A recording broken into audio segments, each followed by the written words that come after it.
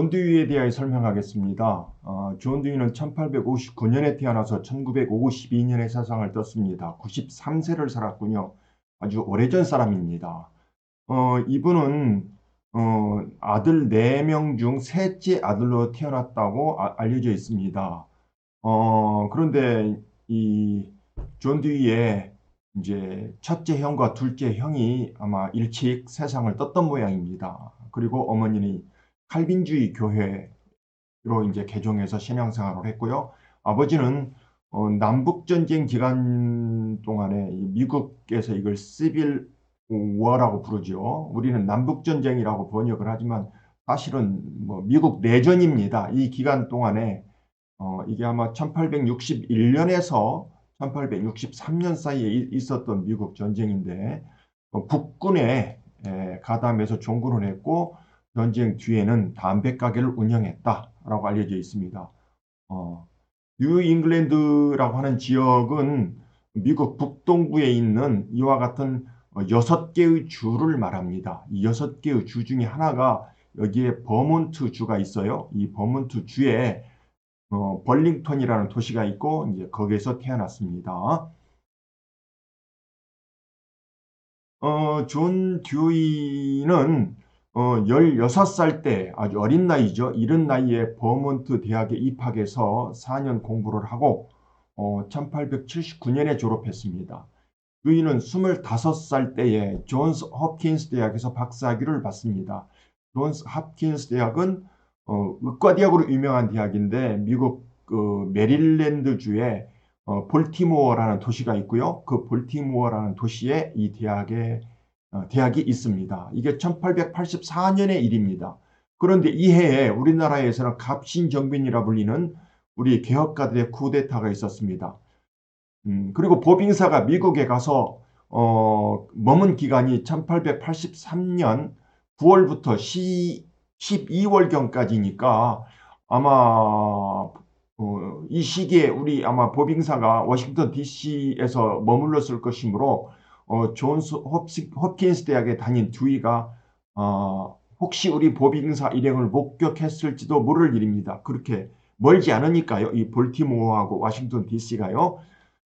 아무튼 존 듀이가 다닌 그 단과 대학의 이름은 우리말로 하면 그 인문대학입니다. School of Arts and Science고요. 그의 박사학위 논문은 유실되었다고 알려져 있는데 칸트의 심리학이었습니다. 25살에 박사학위를 취득한 존 듀이는 아주 젊은 나이에 미시간 대학 교수가 됩니다. 그 당시를 살아간 학자들 기록을 살펴보면 20세 중반에 박사학위를 받고 교수가 된 사람들이 적지 않습니다. 따라서 존 듀이가 25살에 대학 교수가 된 것은 특이한 경우는 아니었던 것 같습니다. 아무튼 미시간 대학 교수가 된 그 해 듀이는 그 연말에 부인 알리스를 만나서 결혼합니다. 함께 또 신앙생활을 하고요. 아주 행복한 20대를 보낸 것 같습니다. 우리나라 그 당시 우리 조선에서 한창 개혁이 일어나던 시기인 1894년 그는 이제 막 설립된 시카고 대학 교수로 스카우트되어 자리를 옮깁니다. 그때 그의 나이 35살이었습니다. 삶의 근거지를 미시간주 앤아버에서 시카고, 앤아버에서 시카고까지는 그리 멀지 않습니다. 로 옮긴 듀이 부부에게 가장 큰 문제는 아마 자녀 교육 문제였던 것 같습니다. 그래서 이 듀이 부부는 실험학교를 세우고 부인 앨리스가 교장을 맡습니다. 이때 듀이 나이는 37살이었고 연도는 1896년 일입니다. 이 학교가 정확히 어떻게 운영되었는지는 자세히 알 수 없으나 한 가지 분명한 것은 듀이가 자신의 부인을 교장으로 앉힌 것에 대해서 시카고 대학 총장과 불화가 있었다는 겁니다. 그래서 뭐 잘 해결됐으면 좋았겠지만 그렇지 않았기 때문에 듀이는 1904년에 시카고 대학에 사표를 내고 뉴욕에 있는 컬럼비아 대학으로 옮깁니다. 45살 때 일입니다. 시카고 대학 교수로 근무하면서 세운 실험학교는 지금도 존재합니다. 유치원부터 고3까지를 포함하는 유명한 사립학교입니다. 공식 명칭은 시카고 대학 실험학교인데요. 1년에 학비가 대략 한 2,500만 원 듭니다. 굉장히 비싼 거죠. 그래도 그 사립학교 치고는 그래도 저렴한 편에 속한답니다. 미국의 경우. 이 실험학교 교육과정이 대체 어떻게 되어 있느냐를 알고 싶으면 지금도 구글에 쳐서 인터넷에 들어가면 이 시카고 대학 커리큘럼을 찾을 수 있습니다.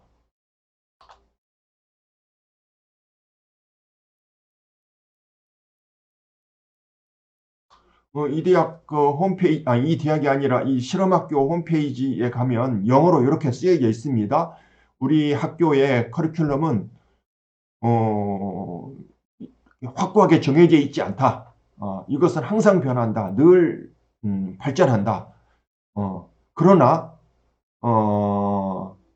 혹시 우리 학교에서 뭘 가르치는지를 궁금해할 분이 있어서 우리가 우리 학교에서 가르치는 것을 대충 쓰면 이와 같다라고 해놨어요. 그러나 이것들이 늘 고정된 게 아니라 늘 변한다는 거예요. 아무튼 한번 읽어보시면 됩니다.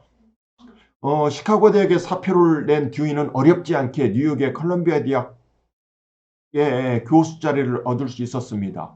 그리하여 그는 46살, 1905년부터 70세, 1929년까지 시카고 대학에서 뉴욕의 컬럼비아 대학으로 자리를 옮겨서 교수 생활을 하는데요. 그의 인생에서 가장 활발한 저술 활동을 이때 합니다. 우리 교육학 분야에 잘 알려진 민주주의와 교육은 이 시기에 집필된 겁니다. 그런데 사실 존 듀이는 철학자로 알려져 있지 교육학자는 아닙니다. 철학 분야의 책을 많이 썼지 교육학 분야의 책은 몇 권 쓰지 않았습니다. 사실 1952년 6월 그가 세상을 떠났을 때 뉴욕 타임즈에 그의 죽음을 알리는 기사가 실렸습니다. 그 기사의 제목은 아주 자유로운 유명한 진보 지식인 존 듀이 92세로 세상을 떠나다 정도로 번역되는 이러한 말입니다. 듀이의 묘지는 그가 졸업한 버몬트 대학 캠퍼스에 있습니다. 이게 버몬트 대학 캠퍼스인데요. 아주 예쁩니다. 이 뉴 잉글랜드 지역이 단풍으로 유명한 지역입니다. 이게 단풍이 든 가을에 찍은 사진 같습니다. 이 버몬트 대학 캠퍼스 안에 이처럼 존 듀이 묘지가 있고 그 앞에 이런 안내 표지가 있습니다. 여기 읽어보면 1859년 10월 20일에 태어났다. 이 버몬트 대학을 1879년에 졸업했다. 그리고 쭉 있다가 1952년 6월 1일 세상을 떠났다. 이렇게 이 묘비에 기록되어 있습니다. 그러니 존 듀이가 굉장히 유명한 사람이라는 걸 알 수 있죠. 자기 학교 졸업생을 자기 학교 캠퍼스에 묘지를 둘 정도면 버몬트 대학에서는 듀이를 굉장히 유명한 졸업생으로 인정하는 셈이죠. 자, 여기까지가 듀이에 대한 간단한 소개였습니다. 민주주의와 교육 목차에 대해서 말씀드리겠습니다. 여기 보시는 바와 같이 민주주의와 교육은 1916년에 듀이가 쓴 책입니다. 아주 오래된 책이죠. 100년도 넘었죠. 그 책의 번역서가 여러 종류 있는데 그래도 우리가 가장 쉽게 접근할 수 있는 책이 지금은 퇴직하셨지만 오래전에 퇴직하셨지만 서울대학교 교수를 하시던 이홍우 교수께서 번역하신 민주주의와 교육 이 책이 그래도 읽기 쉽습니다. 그런데 읽어보시면 읽기 쉬움에도 불구하고 그렇게 또 이해하기는 쉽지 않습니다. 민주주의와 교육 이 오리지널 책이 상당히 어렵게 쓰여져 있기 때문에 이홍우 교수께서 번역을 잘 하셨음에도 불구하고 이 책을 이해하기는 결코 쉬운 노릇이 아닙니다. 아무튼 이 책 그 목차를 제가 쭉 소개하면 제 1장부터 26장까지 있습니다. 영어 원문은 이렇게 쭉 되어 있어요. 여러분 한번 쭉 대비해서 보시고요. 그래서 지금부터 제가 이 제1장 삶의 필연성으로서의 교육, 뭐 2장 사회적 기능으로서의 교육, 제3장 지도로서의 교육, 제4장 성장으로서의 교육, 이렇게 쭉쭉쭉쭉 설명을 해 나가겠습니다. 제가 요약을 하면서 이 장별로 요약할 때 기본 원칙이 A4 한 장을 넘지 않는 것으로 제가 원칙을 세웠습니다. 그런데 뒤로 가서 어떤 특정 챕터는 도저히 A4 한 장으로 요약을 하기가 힘들더라고요. 그런 곳을 이제 한 두세 챕터 빼놓고는 제가 용기를 부렸습니다. A4 한 장으로 요약을 했습니다. 물론 요약은 취사 선택하는 행위이기 때문에 제가 중요하다고 생각되는 부분을 남기고 또 제가 이해하지 못했거나 덜 중요하다고 생각된 부분을 빼버리는 이런 큰 오류를 잘못을 아마 범했을 겁니다.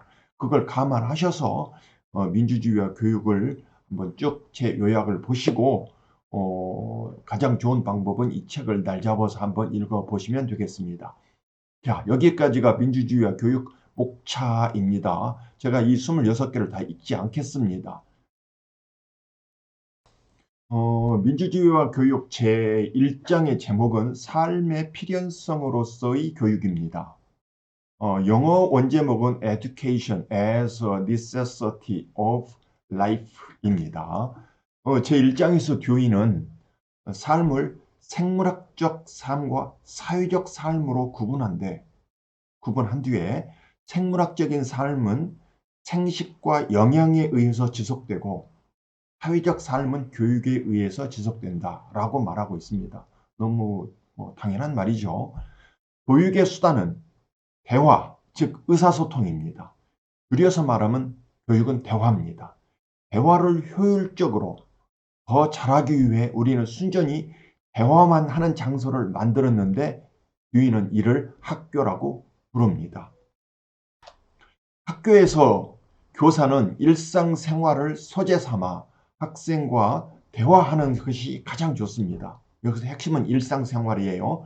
그러나 안타깝게도 교사는 학교에서 학생의 생활 경험과 유리된 떨어진 언어라는 상징으로 표현된 지식, 즉 교과 지식을 전달하게 되었다는 겁니다.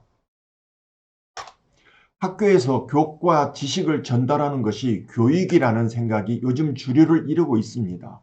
그 결과 학생은 학교에서 교사와 나눈 대화에 참여하지 못하고 소외당하고 있습니다. 학생이 학교에서 소외당하는 현상이 오늘날처럼 컸던 때는 없었다라고 말하고 있습니다. 듀이는. 그런데 듀이가 말하는 오늘날이란 1916년경이니까 100년 전 이야기죠. 그런데 100년 후인 지금도 사실 이 말은 크게 다르지 않습니다. 오늘날 우리 사회와 교육 철학이 할 일은 바로 학생이 학교에서 소외당하지 않도록 학생의 생활 경험과 학교의 교과 사이에 적절한 균형을 유지하는 방법을 찾는 것이다 라고 듀이는 이야기하고 있습니다. 듀이의 민주주의와 교육 제2장은 사회적 기능으로서의 교육입니다. 영어로 된 원제목은 Education as a Social Function입니다. 제2장에서 듀이는 교육이 사람을 그가 살아가는 사회에 사회화시키는 역할을 한다라고 말을 합니다. 그렇다고 교육이 사회화인 것은 아니죠. 이때 한 사회의 신념과 포부는 물리적으로 뽑아내서 다른 사람에게 집어넣을 수는 없다라고 말합니다. 신념은 망치로 두들겨 넣을 수도 없고 필요한 태도를 붓으로 칠할 수도 없는 것이죠. 사회화는 그럼 어떻게 이루어지느냐? 위에 의하면 환경을 조절하는 방식으로 이루어져야 합니다. 환경이란 사람을 달라지게 하는 원인이 되는 것, 생명체의 특징적인 활동을 조장하거나 제어하는 또는 자극하거나 금지하는 조건을 뜻합니다. 사회적 분위기를 통해 개인의 신념과 관념이 그 집단 내의 다른 사람들의 그것과 비슷한 형식을 취하게 됩니다. 이처럼 사회적 환경은 무의식적으로 교육적 또는 형성적 영향력을 행사합니다. 사회적 환경은 우리가 무엇에 주의를 기울여야 하는지를 결정하며 그렇게 함으로써 관찰과 기억의 방향과 한계를 규정합니다. 다시 말해서 사회적 환경은 우리의 관찰력, 기억력, 상상력에 지대한 영향을 미칩니다. 이 환경의 무의식적 영향이 가장 두드러지게 나타나는 것은 첫째, 언어 습관, 둘째, 몸가짐 또는 예절, 셋째, 고상한 취미와 심리적 감상력 등입니다. 성인이 미성숙한 사람들의 교육을 통제하는 유일한 방법은 그들의 사고와 감정이 일어나는 장으로서의 환경을 통제하는 데 있습니다. 우리는 결코 직접적으로 교육하는 것이 아니라 환경을 통해서 간접적으로 교육합니다. 학교는 사회 구성원의 지적, 도덕적 성향에 영향을 주려는 명백한 목적을 가지고 구성된 환경의 전형적인 보기입니다.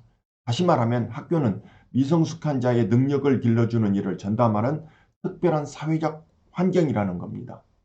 이런 학교에서 해야 할 일은 크게 세 가지입니다. 첫째, 기르고자 하는 성향에 작용하는 요소들을 단순화하고 순서짓는 것. 둘째, 정화된 행동 환경을 조성하는 것. 즉, 기존 환경의 무가치한 특성을 될 수 있는 대로 제거하여 그것이 정신적 습관에 영향을 주지 못하도록 하는 것. 마지막 셋째, 각자 태어난 사회 집단의 제약에서 벗어나 보다 넓은 환경, 균형 잡힌 환경과 산 접촉을 가질 수 있도록 하는 것입니다. 민주주의와 교육 제3장의 제목은 지도로서의 교육입니다. 영어로는 Education as Direction입니다. 제3장에서 듀이는 교육의 기능에 학생을 지도, 통제, 안내하는 기능이 있음을 지적하고 학생을 어떻게 지도 또는 통제하는 것이 좋을지에 대하여 논의합니다. 듀이에 의하면 성인이 미성숙한 아동을 지도, 통제하는 방법은 크게 두 가지가 있습니다. 첫째는 직접적 통제입니다. 이는 어른이 아동의 행위에 직접적인 영향을 줄 목적으로 명령, 금지, 승인, 비난 등의 통제 방식을 사용하는 경우입니다. 이는 그 성격상 외적 통제에 해당하는 것으로서 우리는 이를 일상생활에서 흔히 사용합니다. 둘째는 간접적인 통제입니다. 이는 아이들이 사회 사태, 활동에 참여하면서 자신의 행동 방식을 다른 사람의 하는 일에 비추어 보면서 그것에 맞추는 경우입니다. 이는 성격상 내적 통제에 해당하는 것으로 듀이는 이를 사회적 통제, 사회 통제, 지적 정서적 통제라고 부르기도 합니다. 그래서 듀이는 교육이 할 일은 바로 두 번째 유형의 통제력, 그러니까 내적 통제력, 사회적 통제력 혹은 지적 정서적 통제력을 아동에게 길러주는 일이라고 말합니다. 그런데 이런 통제력은 말보다는 공동의 활동에 참여하게 함으로써 보다 더 잘 길러진다는 거죠. 따라서 학교에서는 공동의 활동에 학생이 참여할 기회를 더 많이 주어야 한다라고 말하고 있습니다. 민주주의와 교육 제4장의 제목은 성장으로서의 교육입니다. Education as Growth입니다. 성장이란 듀이에 의하면 행위가 그 다음의 결과로 축적되어 나가는 과정입니다. 쉽게 말하면 성장이란 일련의 행동을 통해 자신의 빈 곳, 부족한 것을 채워서 더 나은 사람이 되는 것을 말합니다. 이러한 성장의 개념은 교육과 별반 차이가 없기 때문에 듀이는 교육은 성장과 완전히 동일하다라고 말합니다. 그럼 어떤 학생이 성장하고 있는지 아닌지를 우리는 어떻게 알 수 있을까? 듀이는 습관 형성의 유무로 성장 유무를 알 수 있다고 말합니다. 습관이란 우리가 보통 생각하기에 나쁜 줄 알지만 쉽게 떨쳐버리지 못하고 계속하는 것을 가리킵니다. 그러나 듀이가 말하는 습관은 이런 의미가 아닙니다. 듀이가 말하는 습관은 1. 환경을 우리 자신의 활동에 적응시키는 것인가 동시에 2. 우리의 활동을 환경에 적응시키는 것을 의미합니다. 습관에 대한 듀이의 이러한 정의는 사실 우리에게 낯섭니다. 듀이에 의하면 우리가 환경을 통제하지 못하고 우리의 신체의 변화를 꾀하기만 하는 것, 그러니까 즉 이번만 하는 것은 타성이고 이러한 타성에 의한 적응 방식에 안주입니다. 그래서 1, 2번 모두 하는 사람, 그러니까 습관의 정의에서 1번과 2번을 모두 하는 사람은 문명인이고, 이 습관의 정의에서 2번만 하는 사람, 즉 안주만 하는 것은 야만인이다. 이렇게 듀이는 말합니다. 습관을 이렇게 정의한 듀이는 교육은 때로 환경에 대한 개인의 적응을 가능하게 하는 습관을 획득하는 일이라고 말합니다. 다시 한번 읽어볼게요. 교육은 때로 환경에 대한 개인의 적응을 가능하게 하는 습관을 획득하는 일이라고 말한다는 거죠. 그럼 왜 우리는 습관을 획득해야 하는가? 성장하기 위해서. 왜 그럼 우리는 성장해야 하는가? 더 성장하기 위해서. 성장에는 더 성장하는 것 이외에 다른 목적은 없습니다. 성장이 교육이므로 교육에는 더 교육받는 것 이외에 다른 목적이 없습니다. 이 이야기는 다음에 또 한번 나옵니다. 민주주의와 교육 제5장의 제목은 준비설, 발현설, 형식도야 이론입니다. 형식도야 이론 좀 어렵죠? 이따가 설명드리겠습니다. 영어로는 preparation, unfolding, formal discipline 이렇게 되어 있습니다. 이 제5장에서 듀이는 교육의 목적은 더 성장하도록 돕는 데 있다. 아까 방금 전 4장에서 말했죠. 라는 자신의 주장과 대비되는 세 가지 관점을 제시하고 이들의 폐단을 지적합니다. 첫째는 교육을 장래의 준비로 보는 교육관입니다. 이 교육관에 의하면 오늘은 늘 내일을 위한 준비에 불과합니다. 듀이는 이러한 교육관의 폐단으로 크게 네 가지를 지적합니다. 첫째, 이러한 관점은 교육의 추진력 또는 동기를 약화시킨다. 둘째, 이리저리 망설이며 무작정 뒤로 미루게 만든다. 셋째, 개인의 특수한 능력을 개발하지 못하고 막연하고 불확실한 의견에 따라 교육하게 만든다. 마지막 넷째, 쾌락과 고통이라는 외적 동기에 크게 의존하게 만든다. 두 번째 교육관은 교육을 개인의 내부에 선천적으로 존재하는 모종의 능력을 밖으로 드러내어 고정된 목표에 도달하게 하는 것이라고 보는 교육관입니다. 이런 교육관을 발현설이라고 부릅니다. 영어로는 unfolding이라고 불렀어요. 이 발현설의 폐단은 성장이라는 것이 완성된 상태를 향하여 나아가는 과정에 불과하며 최종적인 이상, 즉 완벽한 상태는 고정불변이라는 것이라 생각하고 있다는 것입니다.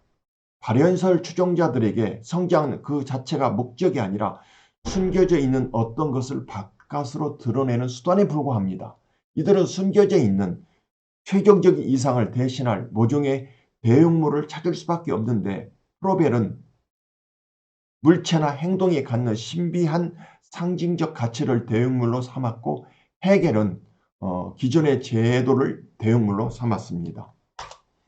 세 번째 교육관은 마음은 태어날 때부터 지각, 기억, 의지, 판단 등의 정신력 능력을 가지고 있으며 교육은 반복적인 연습에 의하여 이들 능력을 훈련시키는 일이라는 교육관입니다.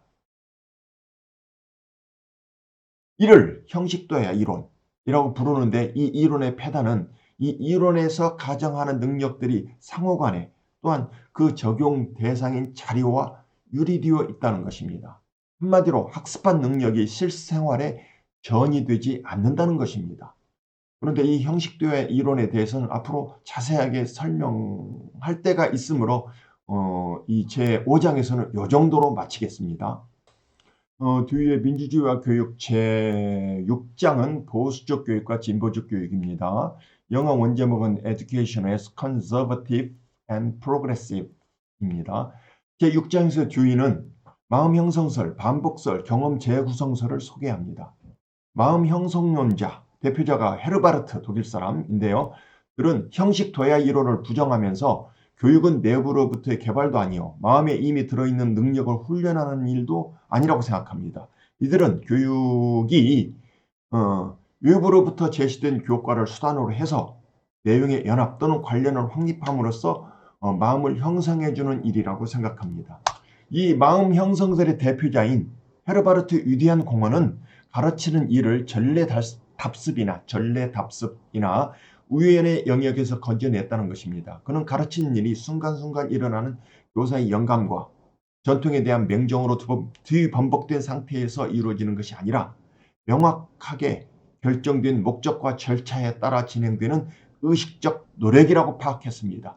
류에 의하면 이 마음 형성설의 해단은 낡은 것, 지나간 것의 중요성은 역설하면서 진짜 새롭고 예기치 못했던 것이 작용하는 것을 간과한 것입니다. 류이는 제6장에서 준비설, 발현설과 묘하게 결합되어 나타난 또 하나의 교육 이론을 제시하고 비판합니다. 그게 반복설입니다. 반복설에 의하면 교육은 주로 과거를 돌아보며 특히 과거의 문헌에 의존해야 합니다.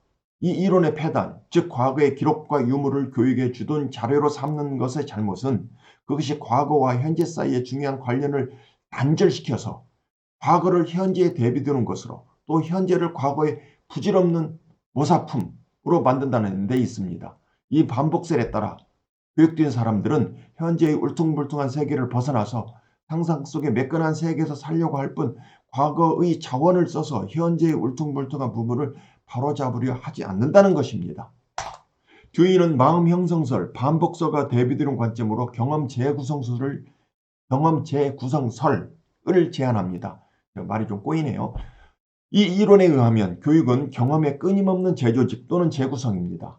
이 이론에 의하면 모든 단계에서의 삶의 으뜸과는 목적은 그 단계에서의 삶의 의미를 풍부하게 하는 데 있습니다. 이 교육관에 의하면 젊은이들은 매 단계에서 경험을 형성해서 현재의 습관이 단순히 반복되도록 하는 것이 아니라 더 좋은 습관이 형성되도록 하며 그렇게 해서 장차 어른의 사회가 현재 어른의 사회보다 더 좋은 사회가 되도록 노력해야 합니다. 이 교육관, 이걸 진보적 교육관이라고 하는데 이 교육관은 먼 장래를 위한 준비, 내부로부터의 발현, 외부로부터의 형성, 과거의 반복 등의 교육관, 즉 교육은 미성숙한 사람에게 그들이 속한 사회집단의 정신을 채워 넣어주는 일이라는 교육관, 이걸 보수적 교육관이라고 부르는데요. 와 뚜렷이 대비됩니다. 한마디로 진보적 교육관은 보수적 교육관과 뚜렷이 대비된다 하는 얘기입니다. 민주주의와 교육 제7장의 제목은 민주주의 교육의 개념입니다. 영어로는 Democratic Conception in Education. 이게 교육에서 어떤 민주라는 것의 어떤 개념, 민주적이라는 것의 의미라는 거죠. 제7장에서 듀이는 민주적인 사회에서 교육이 하는 역할을 논의합니다. 듀이는 가장 이상적인 사회를 민주적인 사회로 봅니다. 그럼 어떤 사회가 민주적인 사회인가? 듀이는 어떤 사회가 민주적인 사회인지 아닌지를 측정하는 기준으로 두 가지를 제안합니다. 첫째는 한 집단의 관심 또는 이해가 그 구성원들에게 공유된 정도입니다. 이를 집단 내 의사소통 자유도라고 부르자. 이렇게 말합니다. 둘째는 그 집단이 다른 집단들과 풍부하고 자유롭게 상호작용하는 정도입니다. 이를 집단 간 상호작용 자유도라고 부르자라고 지금 제안합니다. 이 두 가지의 자유도가 높을수록 그 사회는 민주적인 사회다. 이는 이렇게 말합니다. 듀이에 의하면 민주사회에서 교육은 개인으로 하여금 사회적 관계와 사회 통제에 직접 관심을 가지도록 하면서 동시에 무질서를 초래함 없이 사회 변화를 도모하는 지적 습관을 가지도록 해야 합니다. 그러나 그동안 우리에게 널리 알려진 세 가지 유형의 교육은 이러한 일을 하는데 실패했다는 것입니다. 그럼 우리에게 알려진 세 가지 유형의 교육, 그것이 뭐냐면 첫째, 가장 오래된 플라톤식 교육에 의하면 교육은 개인들을 시험하여 걸러내가지고 각 개인이 생산자, 수호자, 통치자 중에서 어디에 속하는지를 결정하는 역할을 합니다. 하지만 플라톤에 의하면 올바른 교육은 이상적인 국가가 존재하기 전에는 나타날 수 없으며 그것이 실현된 뒤에는 교육은 단순히 그 상태를 유지하는 데 전념하게 되어 있습니다. 두 번째, 18세기 누소로 대표되는 개인주의자들은 현존하는 사회제도는 개인의 자유와 여기 오타입니다. 자유. 과가 아니라 완의 자유와 행복을 억압하는 요소라고 보면서 제도 이전의 상태, 즉 자연으로 돌아갈 것을 외쳤습니다. 이런 사회적 분위기 속에서 교육이 해야 할 일은 인위적이고 부패하고 불공평한 사회 질서를 유지하는 대신에 인간성의 기반을 둔 새롭고 보다 나은 사회 질서를 건설하는 것이었습니다. 셋째, 헤겔로 대표되는 19세기 제도적 이상주의자들은 민족국가를 추진기관으로 삼아 개인주의의 단점을 보충하려고 했습니다. 그리하여 독일은 초등학교에서 대학에 이르기까지 공적, 보편적 의무교육 체제를 수립하고 모든 사립교육기관을 엄격한 국가 통제와 관리하에 두었습니다. 민주주의와 교육 제8장의 제목은 교육의 목적입니다. 아주 유명한 장입니다. 제8장에서 듀이는 교육의 목적에 대해 논의합니다. 여기서 듀이는 부모나 교사 등 사람들이 목적을 가지는 것이지 교육 그 자체가 목적을 가지는 것은 아니다 라고 말합니다. 듀이는 교육의 목적을 쉽게 설명하기 위해서 낚시의 목적, 사냥의 목적을 논의합니다. 듀이에게 낚시의 목적은 낚시를 더 잘하기 위한 것이고 사냥의 목적은 사냥을 더 잘하기 위한 것이라고 말합니다. 흔히 우리는 낚시의 목적은 물고기 잡는 것이고 사냥의 목적은 그 사냥감을 잡는 것이라고 생각하는데 듀이는 그렇게 생각하지 않습니다. 낚시 바늘, 물고기, 총, 사냥감 등은 어디까지나 소재에 불과합니다. 물고기를 잡는 것, 사냥 대상물을 총으로 쏘아 획득하는 것은 낚시와 사냥의 과정에서 생기는 부산물이지 결코 낚시의 목적, 사냥의 목적이 될 수 없다고 듀이는 말합니다. 교육의 경우도 이와 동일합니다. 교육의 목적은 더 교육받고 싶은 마음이 생기도록 할 뿐이지 밖에서 부과된 어쩐 목적이 있는 것이 아니라는 겁니다. 그럼에도 외부에서 부과된 목적이 널리 퍼져 있는 것은 교육이 먼 장래를 위한 준비라는 생각이 우리를 지배하고 있기 때문입니다. 외부에서 주어진 목적은 고정되고 경직되어 있으며 주어진 사태에서 지력을 발휘하는 자극이 되는 것이 아니라 이러이러한 일을 하라는 밖에서 내려진 명령으로 작용할 뿐입니다. 이러한 외부적인 목적을 따를 때에 교사와 학생의 일은 기계적이고 노예적인 것이 됩니다. 다시 한번 요약하면 뒤에 의하면 교육의 목적은 더 교육받고 싶은 마음이 생기도록 하는 것이란 겁니다. 그 이외에 어떤 다른 목적이 있을 수 없습니다.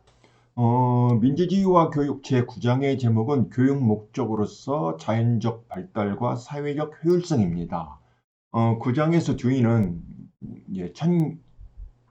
1916년 당시 영향력을 떨치던 교육의 목적 세 가지에 대하여 논의합니다. 첫째는 루소의 자연으로 돌아가라 라는 사상을 소개하고 이를 교육 목적으로 삼는 것에 허점을 지적합니다. 루소는 50살 때에 1762년인데요. 이때 에밀 또 사회개혁론이라는 유명한 책을 펴냈습니다. 뒤에 의하면 루소가 이런 책에서 비판한 것은 자신들의 습관과 희망을 표준으로 삼아 그것에 어긋나는 아이들의 충동은 모두 사악한 것이요 제거해야 할 악이라고 생각하는 어른들입니다. 요약하면 자연을 따르라는 루소의 주장은 아이들을 어른의 표준에 억지로 끼워 맞추지 말라라는 뜻입니다. 그렇다면 아이들을 그냥 내버려 둬야 하는가? 이즐메르 듀이는 이렇게 대답합니다. 아동이 타고난 힘이 더 잘 사용될 수 있는 환경을 마련해 주어야 한다. 둘째, 교육의 목적을 사회적 효율성 제고에 두는 입장을 소개하고 또 이를 비판합니다. 개인이 사회적으로 효율적이다라는 말은 개인이 사회가 필요로 하는 사람이 되었다라는 뜻입니다. 따라서 사회적 효율성을 중요시하는 입장에 선 사람들의 교육의 목적은 사회가 필요로 하는 사람을 가르치는 것입니다. 한마디로 사회에 존재하는 직업적 능력을 키우는 것이 사회적 효율성을 키우는 것입니다. 이런 주장에 대하여 듀이는 이렇게 아주 강하게 말합니다. 사회적 효율성은 직업 능력을 키우는 게 아니다. 이는 경험을 주고받는 일에 참여하는 능력이다. 무엇이 사회적 효율성이 경험을 나누어 가질 수도 있도록 사람들의 마음을 적극적으로 사회하는 것이다. 이렇게 말합니다. 셋째, 교육의 목적을 교양 중진에 두는 입장을 또 소개합니다. 사람들은 흔히 교양을 학문과 예술, 넓은 인간적 관심에 대한 정신적 세련으로 정의합니다. 이런 의미의 교양은 개인의 마음속에 존재하는 것이므로 다른 사람과는 아무런 관계없이 존재하는 것으로 생각하기 쉽습니다. 이들은 교양은 다른 사람과 관계 맺지 않고도 얼마든지 싸울 수 있다고 생각합니다.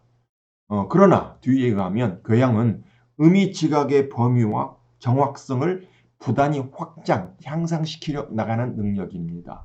이러한 능력은 다른 사람과 모종의 협동적 관계를 맺고 자유로운 상호작용을 해야만 발달합니다.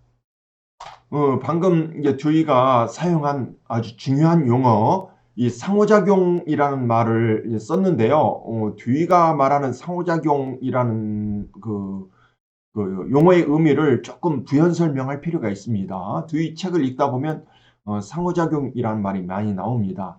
상호작용이란 일방적으로 영향을 주거나 혹은 받기만 하는 것이 아닙니다. 서로 영향을 주고받는 것, 이것이 상호작용입니다. 그러니까 제가 환경을 만들고 제가 만들었던 환경에 의해서 제가 다시 영향을 받는 것. 내가 어떤 구조를 만들어요. 그러면 구조가 다시 또 저를 만드는 것. 제가 어떤 아비투스를 만들었습니다. 그러면 그 아비투스가 또다시 저에게 영향을 미칩니다. 이렇게 영향을 주고받는 것, 이게 상호작용입니다. 듀이의 민주주의와 교육 제10장의 제목은 흥미와 도야입니다. 영어 원제목은 interest and discipline입니다. 제10장에서 듀이는 흥미를 이렇게 정의합니다. 흥미는 유목적적인 경험 안에서 사물이 우리의 마음을 움직이는 힘이다. 흥미에 대한 이러한 정의를 가지고 듀이는 전통적인 교육관을 비판합니다. 듀이의 비판에 따르면 전통적인 교육관에서는 마음을 알무 대상인 사물 또는 사실의 세계와 대립된 것으로 보는 오류를 범하고 있습니다. 이런 오류를 깨닫지 못하고 전통주의자들은 교과를 마음에 일방적으로 넣으려고 합니다. 독립적으로 존재하는 마음에 어른의 기준으로 정한 내용 또는 과거로부터 물려받은 내용을 채워 넣는 것을 교육으로 본다는 것입니다. 이런 전통적 교육관에 있어서 학생들의 마음에 일방적으로 채우는 내용을 우리는 흔히 교과라고 부릅니다. 누가 교과의 가치를 비판하면 이들은 교과는 도야적 가치를 가지고 있다고, 마음을 갈고 닦아주는 아주 중요한 역할을 한다고 말합니다. 여기서 도야란 갈고 닦는 걸 뜻합니다. 인격을 도야 한다. 그 말은 인격을 갈고 닦는다라는 말입니다. 이러한 생각이 교육자들의 의식에 얼마나 뿌리 깊게 내리고 있는지를 듀이는 이렇게 지적합니다. 전통적 교과와 방법이 도야 효과를 가지고 있다는 한마디로 그것에 대한 일체의 탐구나 비판이 차단된다. 전통적인 교과나 방법이 삶에 아무 소용이 없다든지 자아 개발을 하는데 하등 공헌하는 것이 없다는 것을 입증해 보아야 헌일이다. 도야 효과를 가지고 있다는 한마디가 모든 질문을 막고 모든 의심을 가라앉히며 문제를 합리적 논의의 바깥으로 피난시킨다. 듀이는 이렇게 비판을 하는 거죠. 듀이는 이러한 전통적 교육관에서 교사들이 벗어나기를 주문합니다. 지식 축적 그 자체가 목적인 양 가르치는 방식이든 그저 반복적 연습에 의해서 유견상의 효율을 높이려고 하는 방식이든 이들의 공통점은 그 작업의 중심에 교사가 서 있다는 것입니다. 듀이는 이런 교육관, 즉 교사가 중심에 서고 학생을 그 주변에 세우는 교육관을 버리라고 주문합니다. 그 대신 학생을 중심에 세우고 교사가 그 주변에 서는 교육관을 가지라고 주문합니다. 듀이는 이러한 교육관의 변화, 즉 교사가 거듭나는 일은 단기간에 일어나지 않고 오직 한 번에 한 단계씩 점진적으로 일어날 것이므로 우리 교사들은 듀이가 말하는 소위 진보주의에 찬성하는 교사들은 과감하게 이 일을 시작해서 집요하게 이 일을 추진해야 한다. 이게 우리 진보적 교사들의 일이다라고 말을 합니다. 민주주의와 교육 제 11장의 제목은 경험과 사고, 영어 원 제목은 Experience and Thinking입니다. 11장에서 듀이는 경험과 사고에 대하여 설명합니다. 듀이의 책을 읽어보면 경험이라는 말이 나오는데 이건 굉장히 중요한 개념입니다. 흔히 일상적으로 우리가 나 그거 경험했어. 그런 경험이 아니라 굉장히 중요한 그 경험이니까 한번 잘 들어보십시오. 듀이에 의하면 경험은 능동적인 요소인 행함, doing입니다. 능동적인 요소인 행함과 수동적인 요소의 당함, 언더고잉의 특수한 결합으로 이루어져 있습니다. 행함과 당함. 여기서 당함은 언더고잉인데 뒤에 책을 읽어보면 suffering이라는 영어 단어와 똑같이 씁니다. 언더고잉을 suffering이라는 말과 바꿔 써요.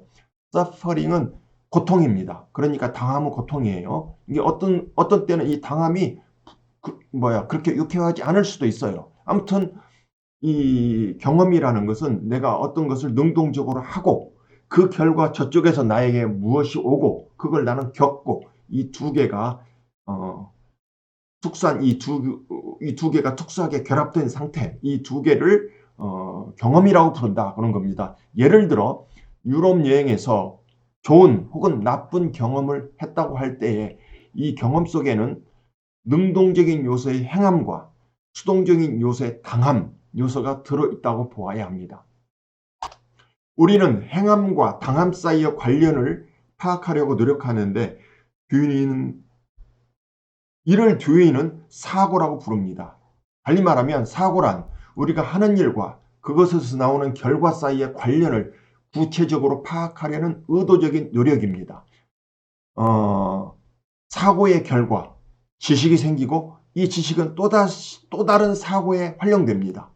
이 지식은 외워야 할 거 아니라 도구로 활용된다는 거죠. 우리는 이러한 세계에 살고 있습니다. 이때 우리의 주된 과업은 사고하여 지식을 생산하는 일입니다.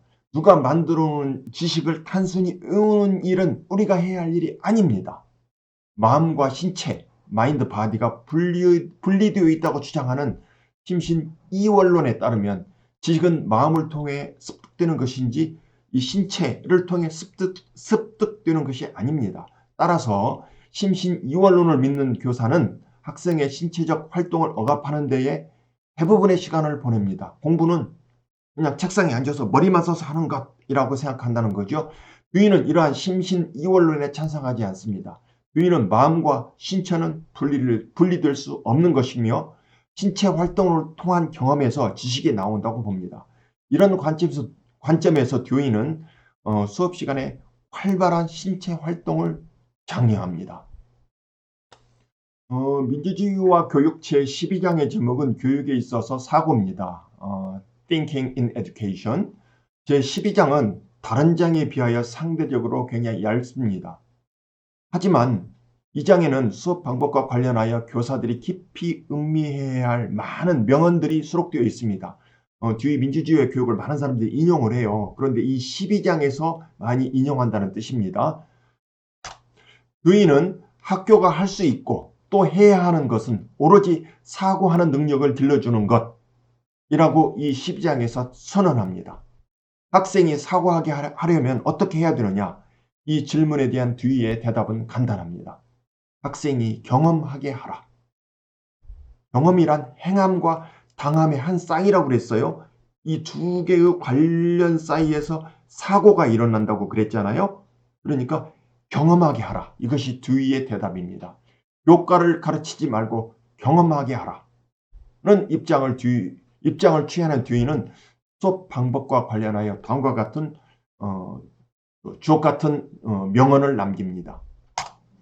수업 방법에 있어서 근본적인 오류는 학생 자신의 직접적인 경험과 무관한 지성의 교과를 가지고 수업을 시작할 수 있다고 생각하는 데 있다. 또 다른 말이요. 학생들에게 무엇인가 배울 것을 주지 말고 무엇인가 사고하지 않으면 할 수 없는 할 일을 주어라. 그렇게 하면 학습은 저절로 따라온다. 또 하나, 아이들이 실제 해보는 곳에서는 또 그 일을 하는 동안에 일어나는 것들에 관하여 토론하는 것에서는 수업 방식에 별 두드러진 것이 없다 손 치더라도 자발적이고 활발한 탐구가 일어나며 다양하고 독창적인 해결책이 제시된다. 이렇게 얘기합니다. 또 부모나 교사가 사고를 자극하는 상황을 만들어주고 학습자의 활동에 참여하면서 활동을 같이 해주면 해줄 수 있는 일은 다 해준 것이다. 굉장히 중요한 말이죠. 그 다음 또 하나, 학생과 교사가 공동의 활동을 할 때에 양편에 모두 가르침을 주고받는다는 의식이 없으면 없을수록 교육은 더 잘 된다. 굉장히 역설적이죠. 양편 모두에서 학생, 교사 양쪽 모두에서 서로 가르침을 주고받는다는 의식이 없으면 없을수록 교육은 더 잘 된다. 이게 무슨 뜻인지 잘 생각해 보세요. 마지막 하나만 더 읽어보겠습니다. 가장 좋은 수업은 학생이 교실에서 배우는 내용과 일상생활의 관련을 찾는 것을 습관화하도록 돕는 수업이다. 이와 같은 뒤의 말은 구체성이 떨어져서 뒤를 따르고자 하는 교사들에게 오해와 혼란을 많이 일으켰습니다. 이러한 오해와 혼란을 불식시키기 위한 답을 뒤는 79세 혹은 80세, 1938년은 뭐 79세이기도 하고 80세이기도의 보기에 따라서는 쓴 어느 강연에서 밝혔는데 이 강연의 내용을 담은 책이 경험과 교육입니다. 민주주의와 교육 제13장의 제목은 방법의 성격, 영어로는 The Nature of Method입니다. 13장에서 듀이는 가르칠 내용, 가르칠 방법은 결코 분리될 수 없는 것이다. 이렇게 말합니다. 하나 예를 들어 보겠습니다. 옆에 이러한 퍼즐이 있습니다. 이 퍼즐이 정육면체죠. 이 정육면체 퍼즐이라고 합시다. 부르기를. 이 옆그림과 같은 정육면체 목재 퍼즐을 만드는 활동을 한다고 가정해 봅시다. 이 퍼즐을 만들 때 목재를 치수에 맞추어 직각으로 자르는 것, 딱 맞추려면 직각이 돼야 되겠죠. 또 면을 맞추어 접착적으로 붙이는 일은 매우 중요합니다. 이를 위해 퍼즐 만들기, 즉 내용과 별도로 직각으로 목재 자르기, 또 본드로 접착제로 반듯하게 목재 붙이기, 이 방법을 별도로 연습해서 아름다운 퍼즐을 만드는 것은 올바른 방법이 아닙니다. 이걸 만드는 과정에서 배워야지 접착법 따로 또 뭐 목재 자르기 따로 또 이렇게 방법을 별도로 익힌 다음 그것 가지고 또 퍼즐 만들기 따로 이렇게 해서는 좋은 퍼즐을 만들 수 없다는 겁니다. 그러니까 직각으로 목재 자르기와 접착제로 반듯하게 목재 붙이기는 이건 방법이죠. 퍼즐을 만드는 활동, 경험 속에서 습득되어야 합니다. 한마디로 퍼즐 내용은 직각으로 목재 자르기와 접착제로 반듯하게 목재 붙이기와 같은 방법과 분리될 수 없다는 것입니다. 따라서 우리는 아이들에게 활동하도록 하고 그 활동을 하는 과정에서 배우도록 해야 합니다. 예를 들어 수학은 그 수학을 사용하는 활동을 하는 과정에서 배우도록 하는 게 가장 좋습니다. 위에 의하면 교과를 활동에서 떼어내서 가르치는 것은 결코 효과적이지 않습니다. 듀이가 이런 말을 했습니다. 굉장히 유명한 말 중에 하나입니다.